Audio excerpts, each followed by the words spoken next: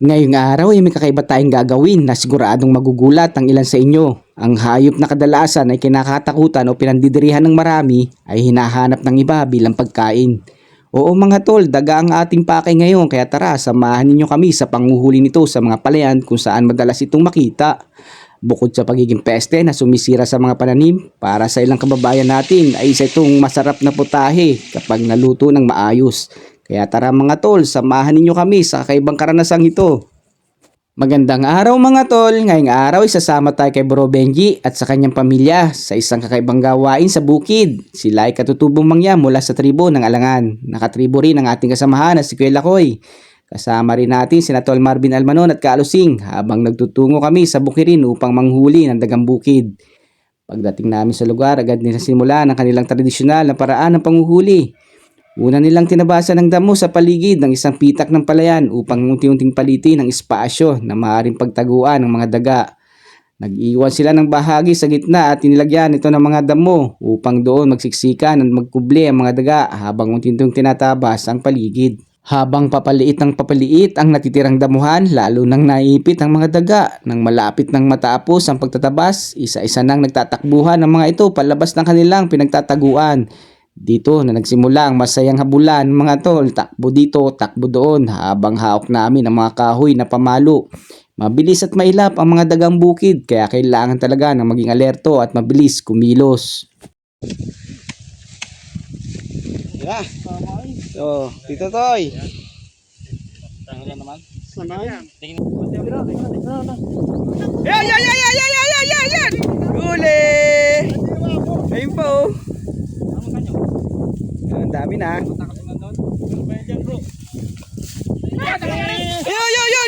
Yan.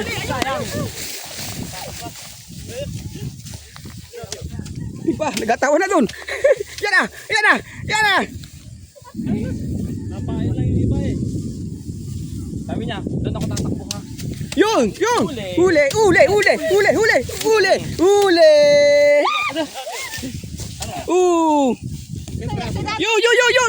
Huli, yun.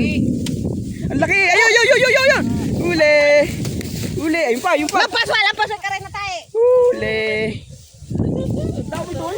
So, nakahuli ka? Siya patalan mo bro. Patalan sa gitna. Dami pa dyan. Patalan mo. Yun, dali. Sa likod mo. Yan. Yari na? Wala.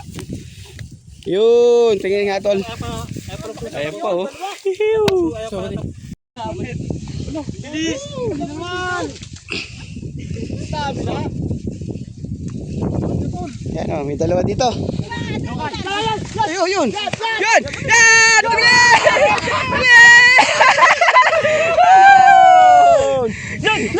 Ang laki! Iba! Sana? Dami na! Lagyan! Dami! Makalipas ang ilang sandali ay dumami ang aming nahuhuli. Kitang-kita ang husay at karanasan ng mga mangya sa ganitong uri ng panguhuli. Maya-maya pa, halos kalahating sako na ang aming nahuli. Isang kakaibang karanasan na hindi lang nagbigay sa amin ng kasiyahan, kundi nagpakita rin ng tradisyonal na paraan ng pamumuhay at pangangaso na hanggang ngayon ay pinananatili pa rin ng ilan nating mga katutubong kababayan. Ito na, kinukusin na yung ating Takot sa akin yung mga puso. daga. Pala may buntot. Di ba, Meng? Masarap yan? Di ba, Meng? Oo daw. Sagot.